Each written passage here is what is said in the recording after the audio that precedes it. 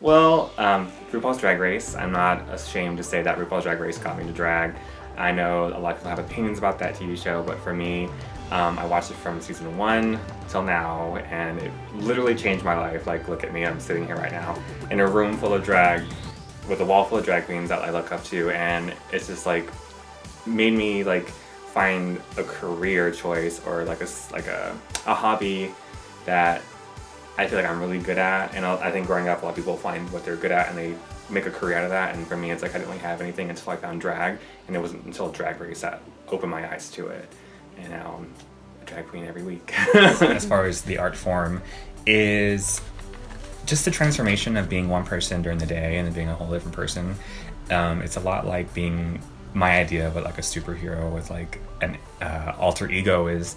When I first started doing drag, my idea for Katana was to be someone from a video game or a comic book, and as far I knew, Katana was actually a DC character already. But so that was my inspiration, was to be like more sci-fi, more comic booky. And so the transformation and the dual lifestyle is kind of cool to me. Also, as far as like performing, I like inspiring kids, young people, women. I think inspiring women is the most successful part for me, because I think it awakens a part of women that they don't really think is okay for them to awaken, and they don't think that they're able to do these things because they're just not good enough. Like, I'm always told that, like, oh, I can't do my makeup like you, like, and I'm a woman and I can't walk in heels. I'm like, just because you're a woman doesn't mean you have to do all these things. And like, I'm a man and I can't change a tire, I can't do these things. But I don't go up to women and be like, oh my God, you're so good at doing sports. It's just one of those things. So I would say, for me, like, doing drag, my favorite thing is inspiring people. And my least favorite thing would be wearing tights. Wearing tights and wearing hip pads, only just for the pure comfort level. But also, I guess there's a lot of like negative, I don't know how to describe it really.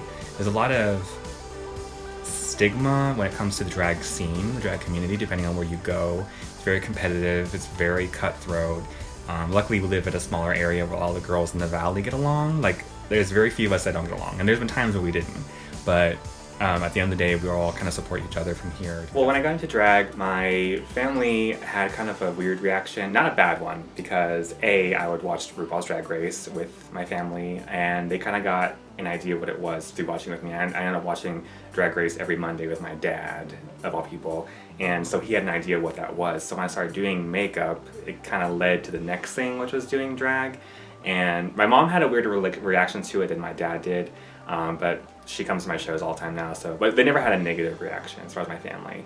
My friends, before I started doing drag, all my friends were dancers, and then I had to stop doing that to become a responsible adult and get a job.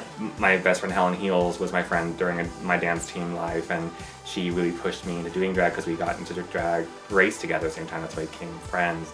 And then when I thought the idea of doing drag, she was like really supportive of me doing it and pushed me to do it. She even helped me buy my first, pair of shoes. She bought me my hair, my outfits from Goodwill, and all these things. So she was like my biggest supporter.